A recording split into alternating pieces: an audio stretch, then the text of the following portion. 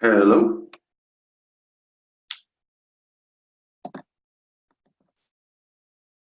I think you're muted.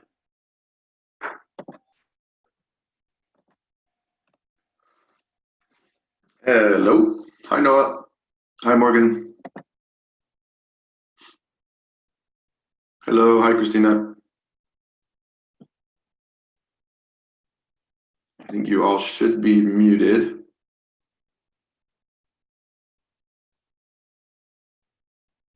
Hey, Max, how you doing? Hey, doing great. Good, good. Let's just wait a few minutes to see if anyone else is going to be joining. I sent it out to the group. Wrong said she wasn't able to make it, but Morgan is. I'm glad you're here.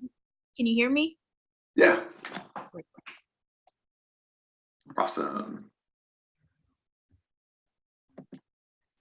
How's everyone doing? Good. Started break finally. Did you finish finals? Yes. So all's done with that. Good.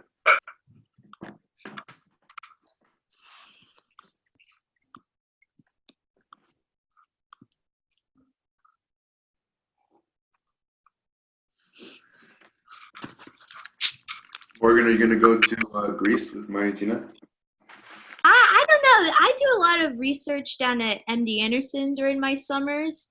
That's my main plan right now. But did you attend last year? No, I wish. I had one of my friends, I don't know if you've met Fiona. She's also in the MA program. She went last year, and that's what really sort of inspired her to do the whole program. She said it was an amazing experience. But yeah, I do a lot of research, and that's my main focus. I go down and live in Houston for a few months, Cool. working with the team down there. So that's my plan right now. Right now. Is there any what kind of work do you do in Houston? So I work with a neuroradiology team down there at MD Anderson, and we're actually researching how VR can be used for pre-surgical planning for neurosurgeries, and also as a way to improve patient education, explaining to patients about potential outcomes of neurosurgeries, and especially to pediatric patients as well. Awesome. So yeah, this article is right up my alley. Yeah. Actually, okay, I guess let's get started because that's such a great segue. First of all, thanks everybody for coming. I know that this first particular article is like long and extensive, and so I was like, oh man, on the first session, I don't want to overburden everyone with like a super long article, but it's also like a great introduction into like the various ways that immersive technology can be used in like every industry. So particularly like the first like 6 or 7 pages that talk about like what VR is, I think we kind of can brush over it. But yeah, I just wanted to get everyone's thoughts and feelings, and we can just walk through it. I think it's a really great way to start this whole journal club. So yeah, let me pull it up and then I'll share screen. Okay.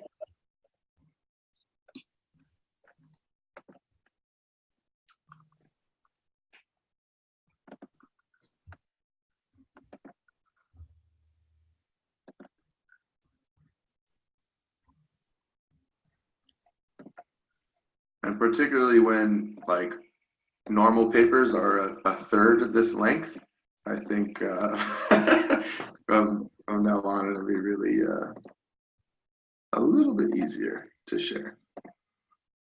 Okay, can you guys all see my screen? Yes. Okay, cool. So I printed out a copy and have all my notes on there. But and everyone, please feel free to when you have something that you highlighted or that you thought was interesting, please feel free to just jump in. But I absolutely love Mel Slater's work, which he digs into a little later about presence, but also about discrimination and how it can affect the self-perception.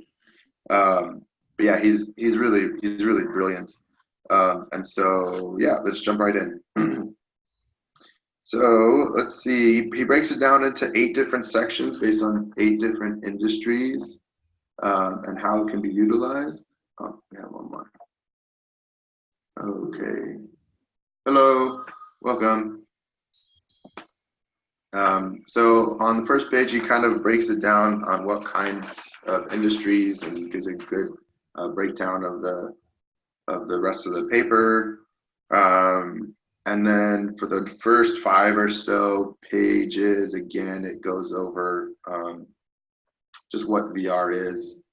I highlighted this section, the scope of the article. We're not presenting techniques, methods, interfaces. It's not a technical paper, more of like a meta-analysis. And then also some other founding members. But I thought he kind of went into it as what is reality and what is unreality. But I thought this kind of was really interesting. That the real power of VR is that we can simulate things that aren't real, right? Like it's a great. He goes into learning and everything, and the efficacy of it, and especially for surgical training. Actually, I know OSO VR has made some big claims on the speed that surgical training can go into. And I think it's a great way to simulate reality, but I also think a lot of the cool stuff of the future is like, what exactly can it be? And even in the last paragraph was awesome when he was like, well, what is reality really? And so this idea of an unreality is really interesting. So again, I'm gonna assume that everyone kind of read this section and what VR is and the difference between caves and HMDs and along those lines.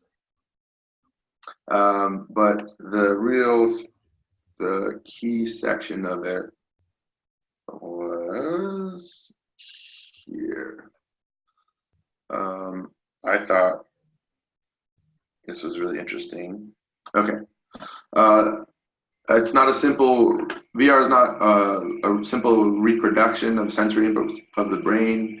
Its perception is an active process that combines bottom-up processing of the sensory inputs and top-down processing based on a previous existing model of the world. That really goes into his thesis about like immersion and yeah, it's an active process. And when you break it, is when you kind of lose the illusion. Oh yeah, I like this as well. Primary technological goal of VR is to realize perception through such natural sense motor contingencies to the best extent possible. He goes over presence and plausibility. One thing that I really thought was funny in this paragraph, I mentioned if you guys tried the Oculus Home experience, where they have little snippets of different types of experiences. I remember I put my father-in-law in it, and you're kind of like a museum, and a T-Rex comes walking over at you, and then like screams in your face, like growls in your face. And he was so taken aback that he like fell backwards, and luckily there was a couch behind him that he just fell into the couch. But yeah, I think it's testament to presence and like how interesting it is that people feel like a computer graphic illustration of a dinosaur that we've never met is like so threatening that someone would like trip over it. Yeah, I actually had somewhat of a similar experience. I went to like a VR arcade with my father, and the two of us were walking around on the moon doing this ridiculous game.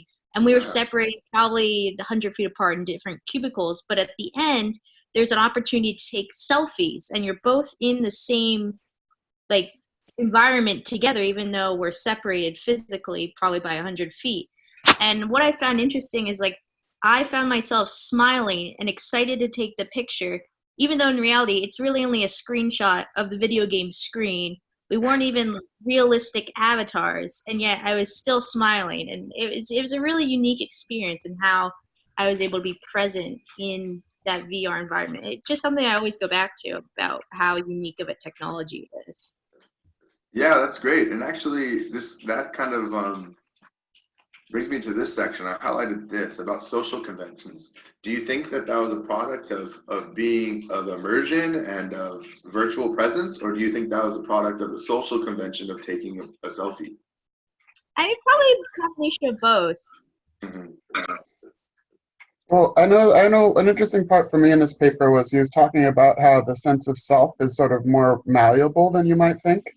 And so it's really easy to forget that you're in a virtual space and to identify with whatever character you're embodying. And you think of yourself as, you've been in your body forever, so you might be used to that sort of thing. But really, you start to adapt to new experiences much quicker than people might think. Yeah, I found that I never heard of the rubber hand illusion before, and that whole section about the lobsters, and I found that really interesting. Yeah, people learn how to operate a lobster body or like an arachnid body, and they move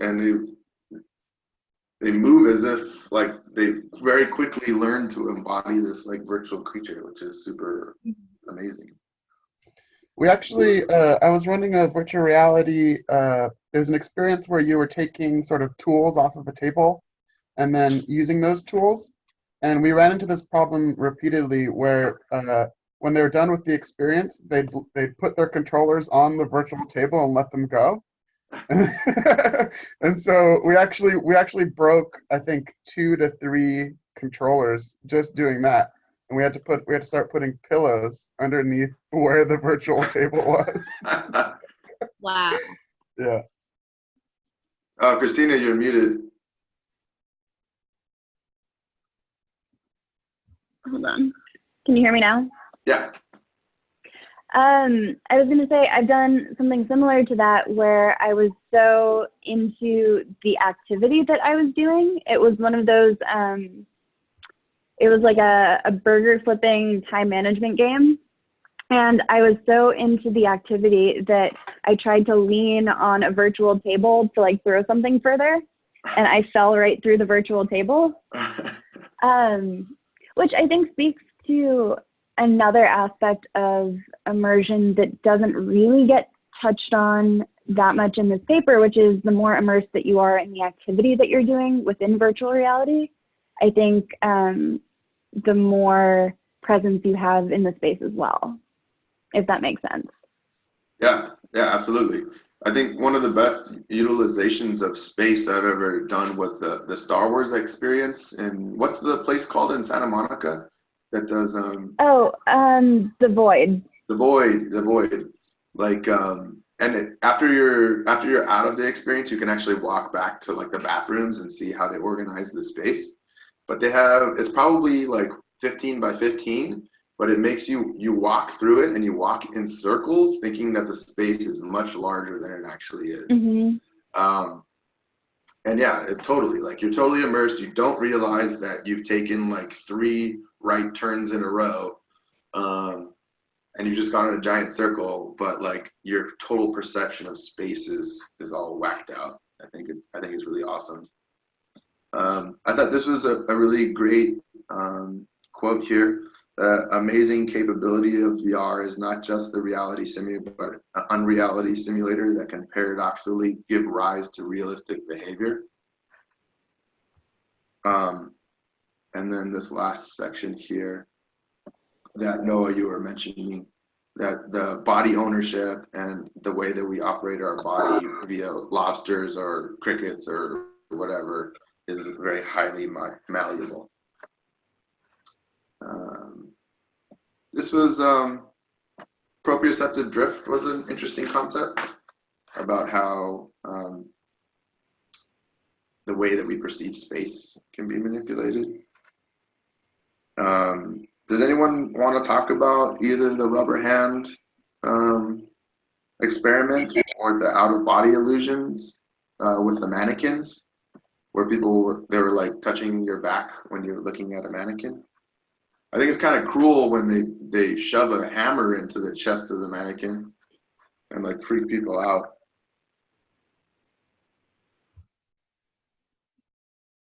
Yeah, anyway,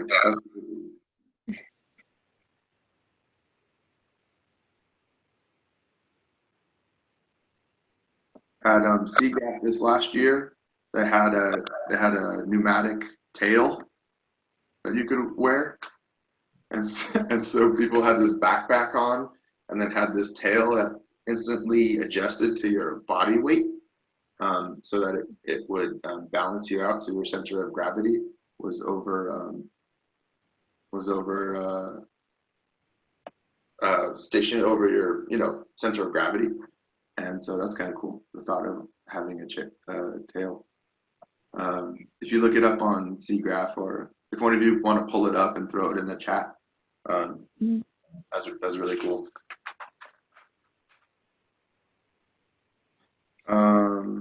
Let's see. Yeah, so this is more about like first person's perspective and about the rubber hand experience. The concept of virtual embodiment is very important here. It's the process of replacing a person's body with a virtual one, and we'll go into that in just a few sections. Yeah, thanks, Noah. Yeah, for sure. It broke several times, which is to say that there's still a lot of work to be done.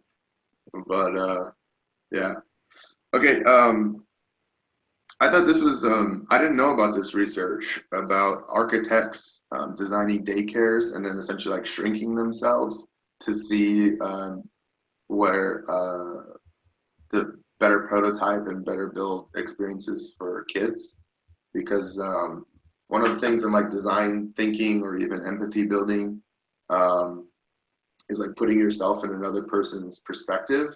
And I think like architects or anybody, it's hard to really imagine. So I think that's really cool, like shrinking yourself to being the size of a child. It's pretty hilarious. The embodiment exercises with the Proteus effect, how you perceive yourself can influence your behaviors, which is part of what he talks about, how unrealistic realities breed realistic reactions. So if you're more attractive, or perceivably avatar face is more attractive, you stand closer to each other. Taller avatars negotiate more aggressively. And I think they say like the average CEO is over 6 foot, which is strange. And then the implicit association tests about like racial prejudice is also super, super interesting. Yeah. Oh, this was also a really great one. Yeah, like the average CEO is like a white tall male, right?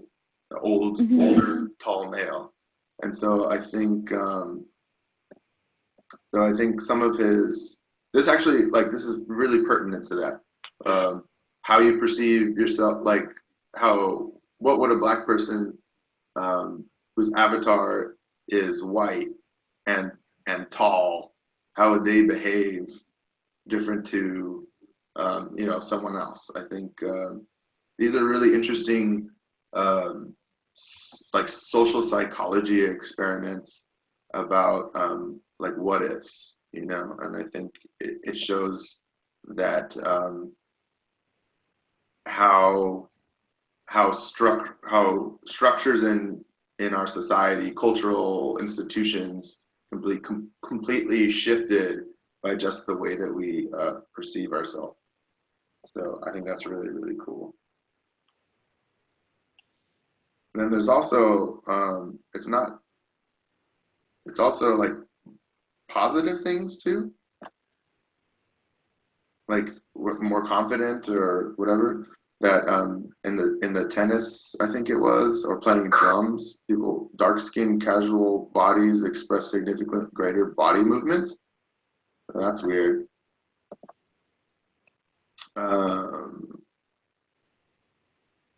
So Kule, sorry, I don't know if I'm saying your name right, but I apologize. Oh, no, hi, how are you? Hi.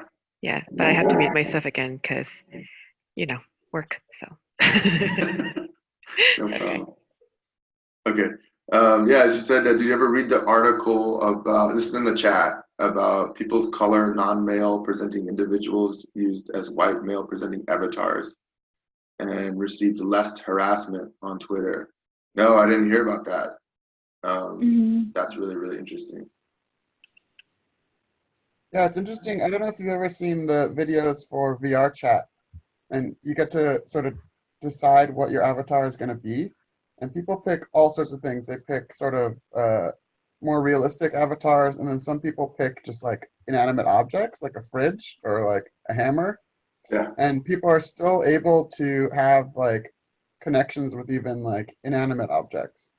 So it's interesting how people choose to represent themselves, and also how you can represent yourself as things that you may not be able to think that you'd anthropomorphize, but you are able to, like, you can have a deep conversation with a fridge, and it's sort of more natural than you might think it would be. Mm-hmm. Which makes me think of like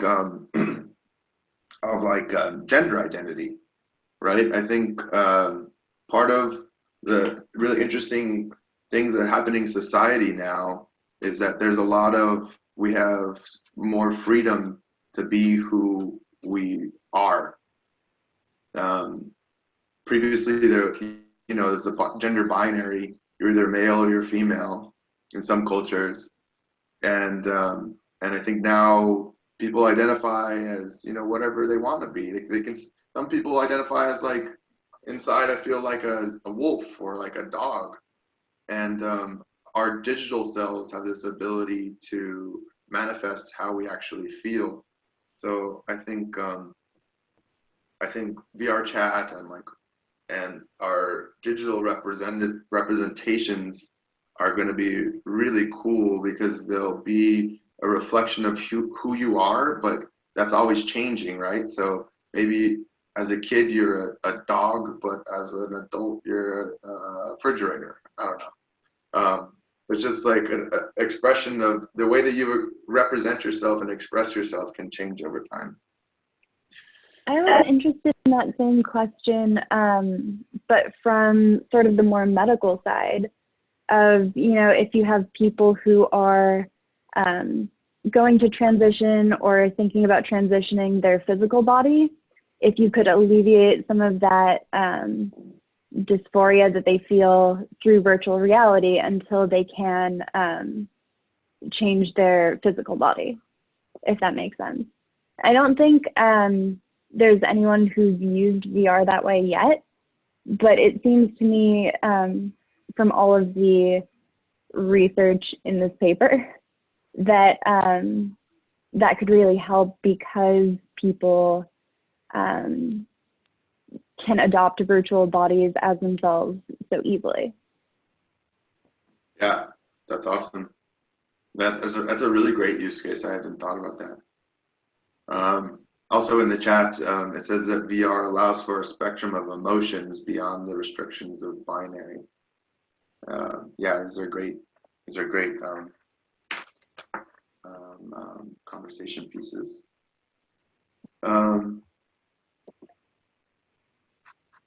Oh, and there's a thread for you, Christina, on the chat. Oh, cool.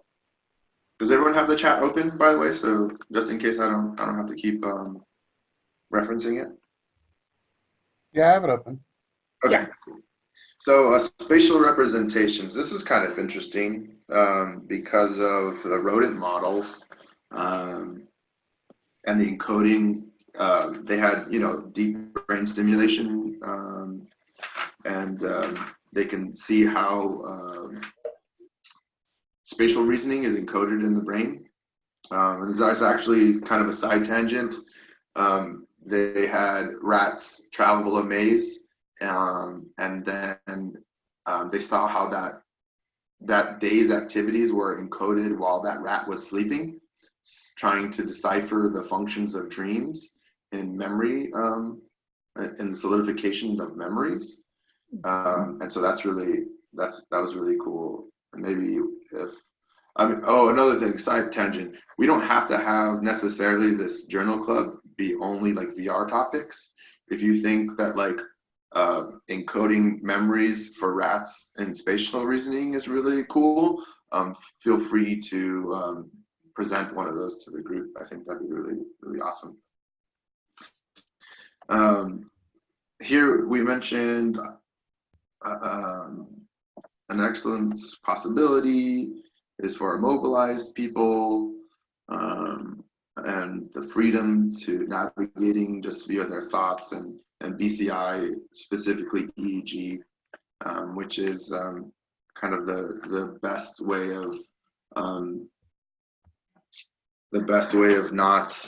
of non-invasive means of measuring brain activity. So we have some of that. The use of space to alleviate PTSD, which was done by Skip Rizzo, one of our USC guys. So that's really interesting. And then another important one here, spatial navigation is used for cognitive rehabilitation, traumatic brain injury, and is supposed to help hippocampal integrity against age-related decline. So how that's used to combat Alzheimer's disease and things along those lines. Okay, let's keep this going. Oops.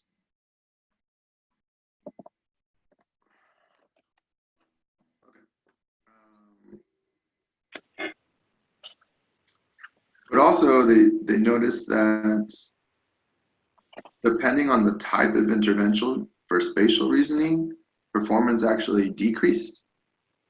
And I believe that was related to how they navigate through that space, and that people who thought of navigation in VR space more abstractly tended to do better. And then they talked about like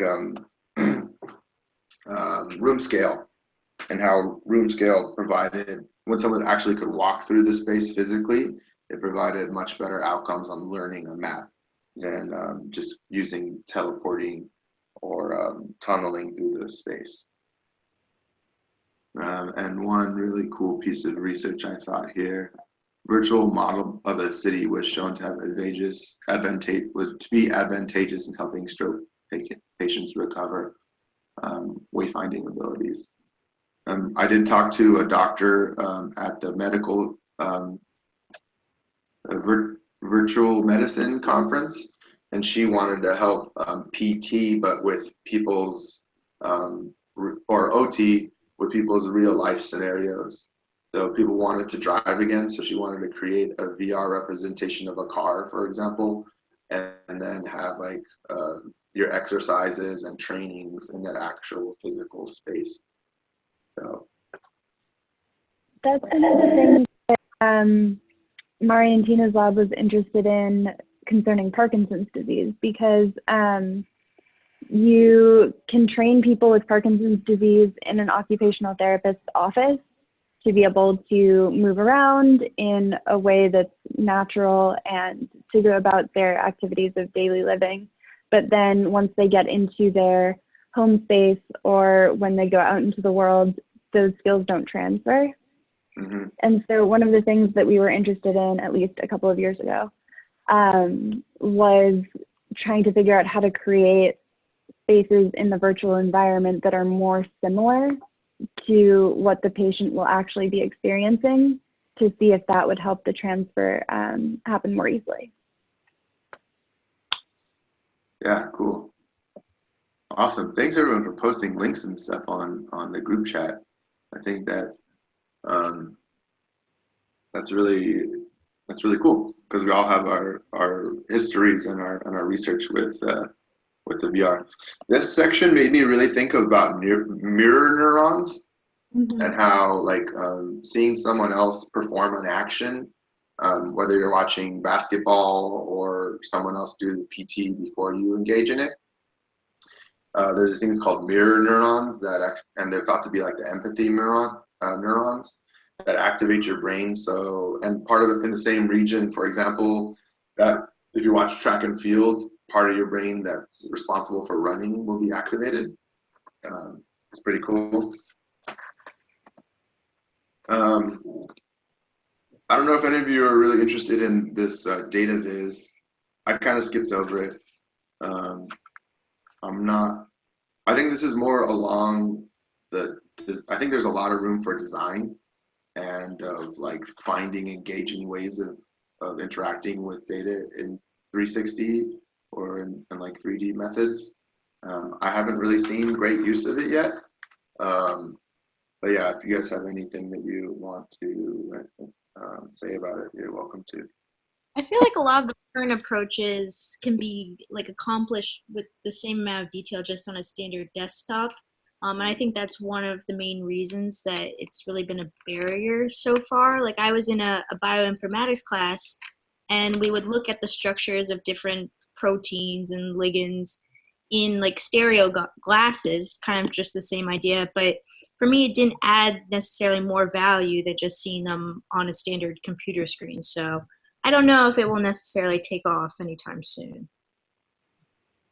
Yeah, I think like when people create stuff, it's like, why are you building it in VR? Like, what's the advantage to doing it in VR than just people creating something just for the sake of creating it? And I think you touched on that, Morgan. So education, it turns the abstract into tangible. It supports learning by doing rather than observing. And this brought me to the surgical training, and I'm sure, Morgan, you have more to talk about that. But also VR claimed that they had a massive improvement in performance by learning by doing rather than through books or through lectures. So I think I worked for OSOVR for actually a few days at a surgical convention, and I was helping orthopedic surgeons go through tibial nail surgery. And you could tell sort of the amount of, when people came through and tried it, the amount that they had done it before, because you could see how well they were able to use the tools and know the process. And I saw directly that there's a correlation between people's understanding of virtual reality and real life. And I really do think that it's a really good tool because, I mean, I did the virtual tibial nail surgery maybe 35 times. And I'm not going to say I can do tibial nail surgery, but I know all the steps like really, really well. And I think you're more qualified than we are. If the apocalypse happens and any of you shatter your legs, I might be the best, your best option. For sure. Awesome. But yeah, so I think it works because doing things like surgery, it requires understanding of a physical space and the way that 3D objects fit together.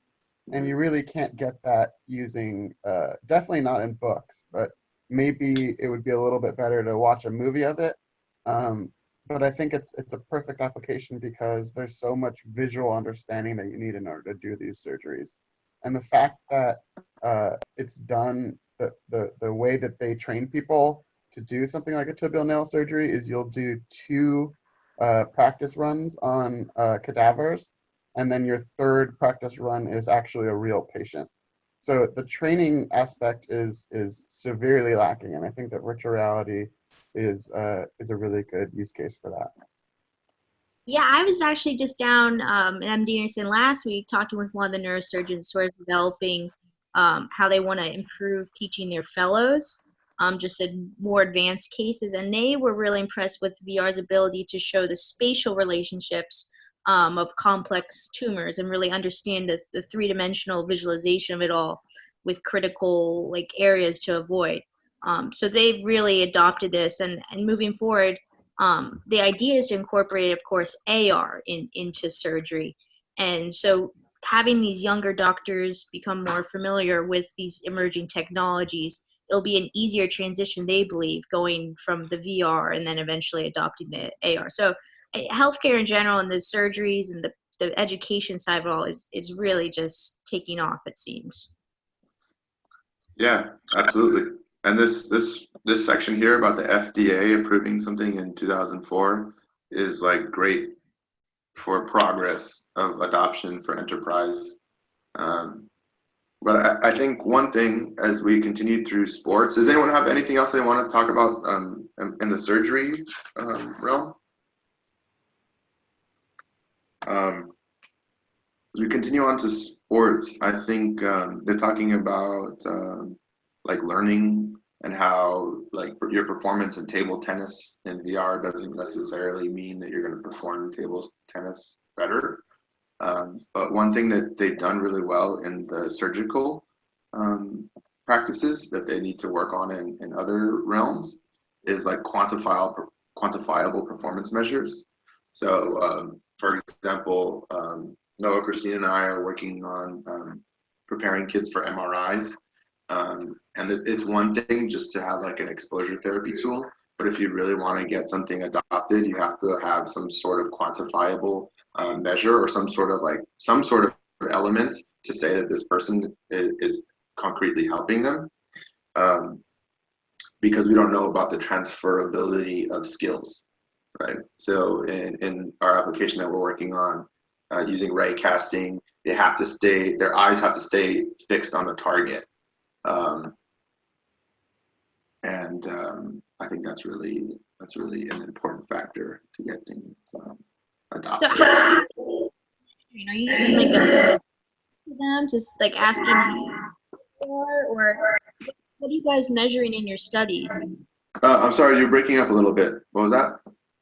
Oh, I was just curious what you were measuring in your studies. Were you giving like a survey like about these kids and their preparation, or how are you conducting the study? Yeah, so we don't have a formal study set up yet, but yeah, we definitely want to gauge anxiety between like the patient themselves and kids. And then in MRIs, one of the things you're primarily concerned about is head motion, which VR captures head motion just inherently. So I think it's one of the best use cases of applying the technology specifically to a medical procedure. So we have their head motion, and as they move their head too much, they get visual and audio cues saying, "Up, make sure to stay still," while you're inside the MRI. So we have a simulation of them inside the scanner. They hear sounds of the MRI, and we haven't validated it yet, but yeah, we're shooting to measure that this exposure therapy will ensure that people stay still, Very cool. Very cool. reduce anxiety, and stay still. Yeah.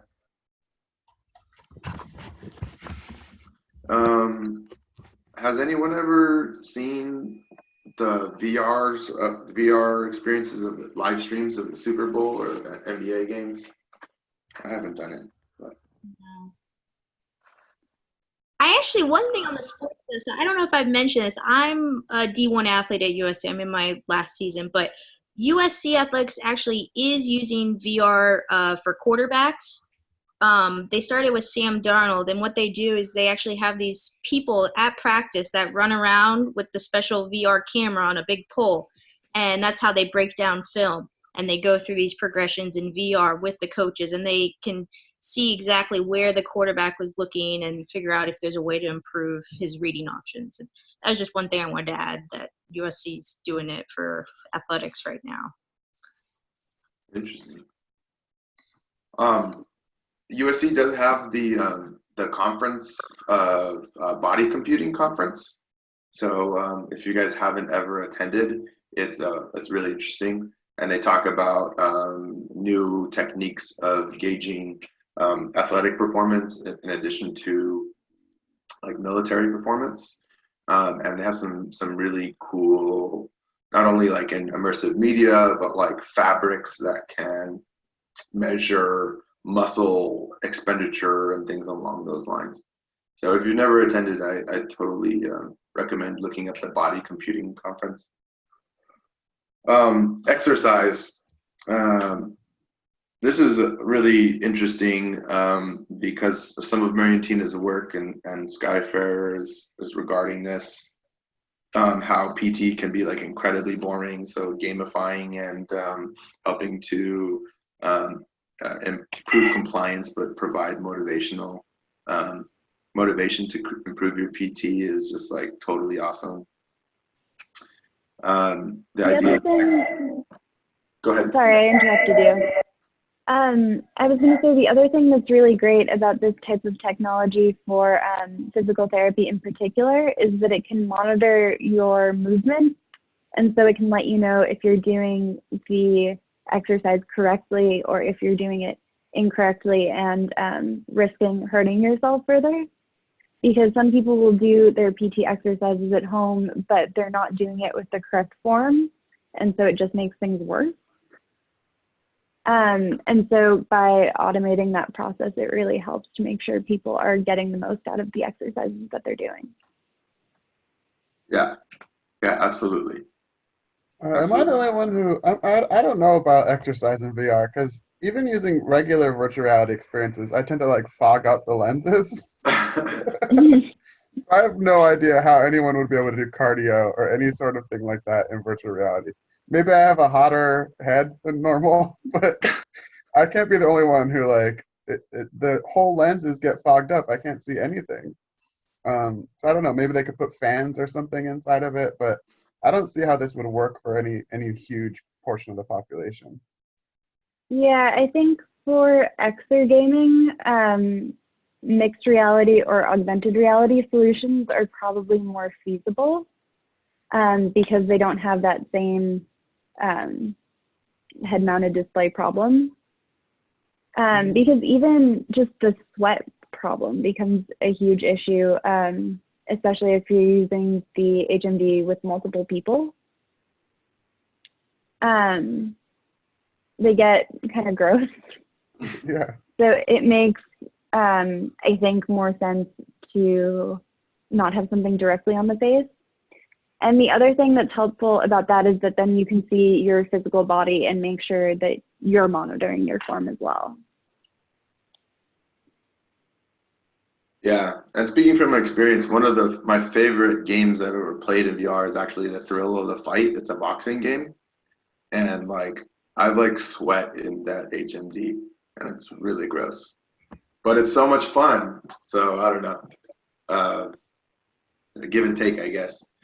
Judy Paw at USC is doing research on Alzheimer's disease on one of these exercise bikes that they had referenced. And she mentioned that there's a huge drop-off rate in older adults because of motion sickness. And I don't know what they're doing to combat that, but I can totally imagine how, your vestibular system is all whacked out because you're riding a bike and you're looking around and you have this illusion of movement, but you're stationary. So yeah, these are some of the concerns that they mentioned. But they also said in regards to the bikes that, and I think this is, if you guys know Peloton, that biking system with a live feed of a class on a display, it's a standard exercise that people expressed higher enjoyable experience when it was either on HMD or with that screen in front of them. So I think there's definitely some research on how it can help to make things more fun, exercise more fun. Moving on to, so I want to make sure we finish by 1. We're like halfway through this paper. So yeah, I guess let's just carry on. Mel Slater did this one paper about in Spain, and I always thought it was hilarious. IRBs, the ethics review boards in other countries, are way more open to different types of experiences or different types of things than in the U.S. We're much more stringent about our ethics, probably because some of the more ethical concerning procedures we've done in the past, like the Milgram study that we'll talk about in a second. But he did do a research study of in Spain, in Barcelona, prisoners that were charged with sexual assaults were then subjected to those assaults in virtual space, and they expressed higher empathy. And one of the things that they mentioned here is like studies that are impossible to practically or ethically commit in real time are much more available in VR space. And I think that that's one of those examples, just kind of scary. I have a friend of mine who's building active shooter training in VR for companies, and it's really scary.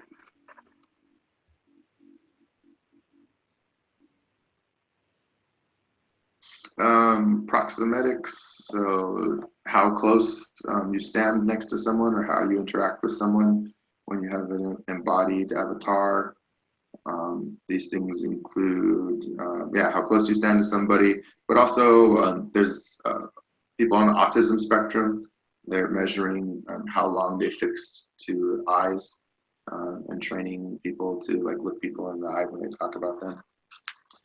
We mentioned discrimination and the embodiment of someone of a different race. So white people in a black god body in a simulation known to be associated with race led to an increase in implicit race bias. Let's go through it. I kind of went over that, so I'll continue. The Milgram study, there was like at least 2 pages about what the Milgram study was, and I assume everyone knows what it is, and how they did something similar in VR space.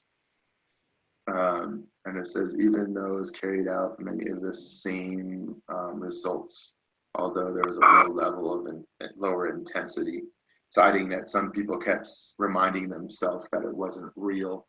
So when they administered a shock to someone and they started crying, like screaming, they knew that it was just a virtual experience.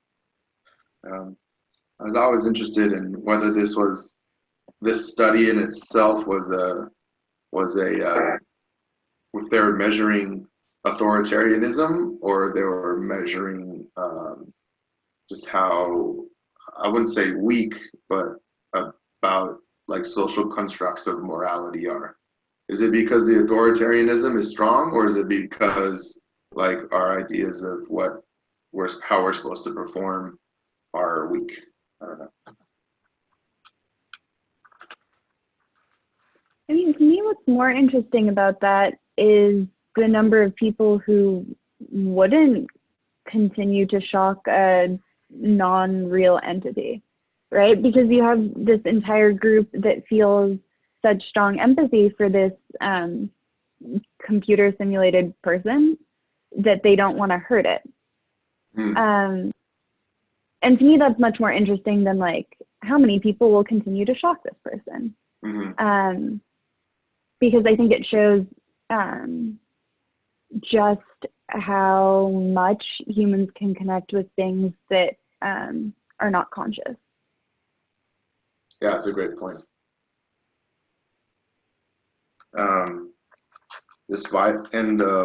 Confronting violence, I thought this was a strange measure of what they mean by intervening. It said like intervening was like looking at the person as a measurement tool. So I haven't read this paper, but I think just their quantitative measures are a little strange here. But they mentioned here that there's no real way that if you're measuring how much someone would intervene at a point of violence, there's no way to really replicate this in something like this. So although the quantification tool may be there, there's no other way to do it. That's the best way we have. But however, speaking of violence, I saw a virtual violence. I saw Jordan Wolfson's Real Violence. It was a exhibition at the Whitney in New York, and you're in the VR space, and then essentially somebody is randomly attacked, and it's like super graphic and it's totally awful.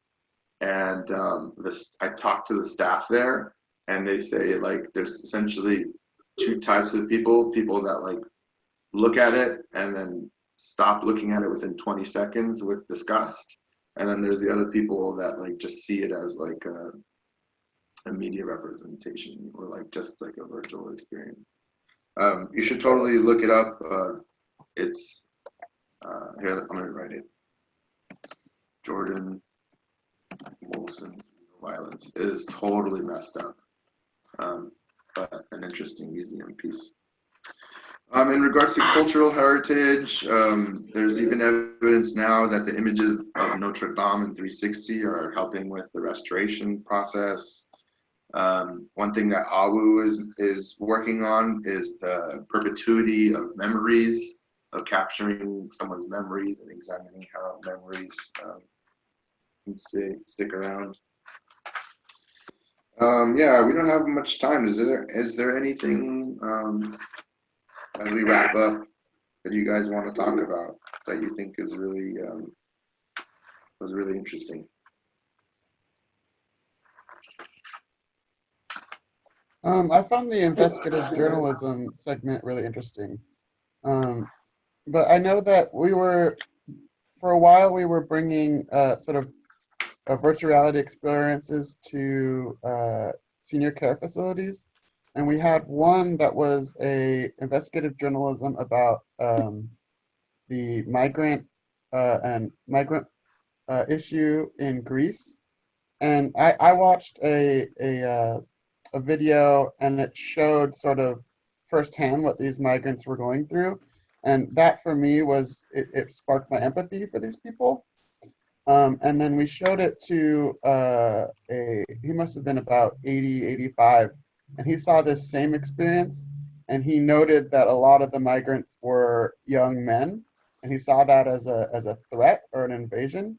And so two people looking at the exact same experience, regardless of even what the experience was designed to do, can come up with two very different outlooks on the same issue and experiencing the same thing.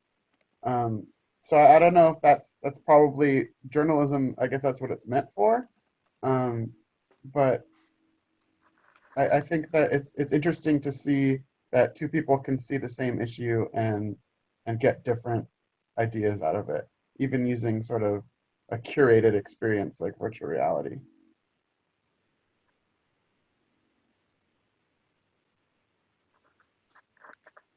Yeah, they mentioned in the paper about objectivity, right?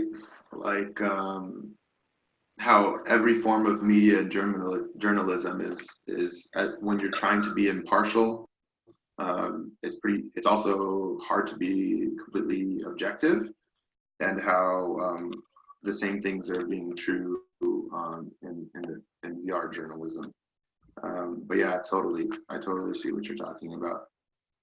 Also speaking on the immigrant journey, Iñárritu's Carne Arena, that was at LACMA a number of years ago, puts you in, they make you take off your shoes and you're like walking in real sand, and you have this head-mounted display, and then Border Patrol like run up on you as you were with this family crossing the border, and it was like super, super powerful. It was incredible.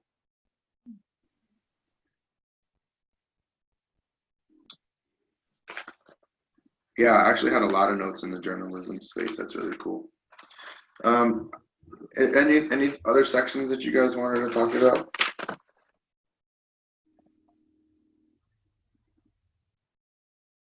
Okay. I thought there was one thing. They cited just some articles to look at, and one of the titles, I didn't read the link they had, but it was about bringing virtual reality to court, where jurors can actually experience the crimes. I thought that was a really neat idea. But if they're just creating these visualizations, it could be very biased. I feel. But at the same token, if if they were able to recreate these scenes and actually take the jurors there, I think that's a really cool use of the technology. So that was just one more thing I thought was interesting. Yeah, yeah, absolutely.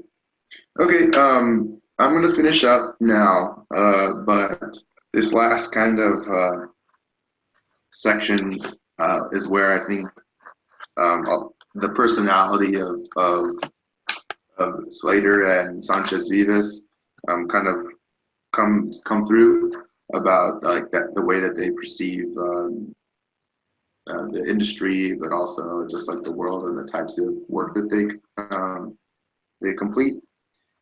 So this is like, you know, all that Elon Musk was saying, like the life is a simulation, and like with the high probability that like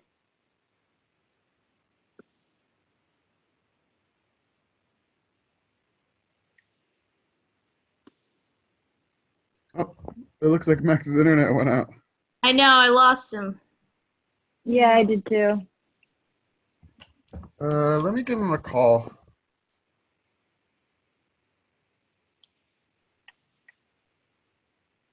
I know the internet can be spotty. Oh, Max, there you are. yeah, sorry about that.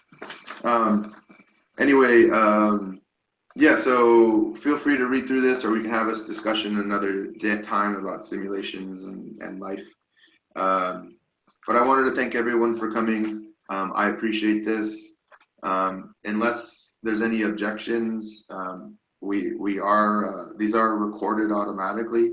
If you guys don't mind, we can share these recordings with other people that aren't able to attend.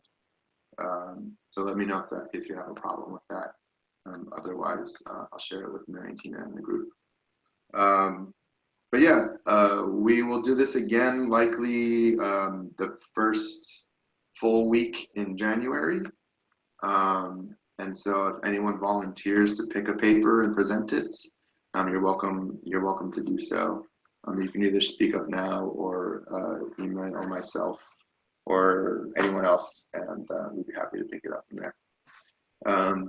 Yeah, any comments or anything before we go? This is great. Yeah, it'd be awesome even to present your own research. That'd be really cool.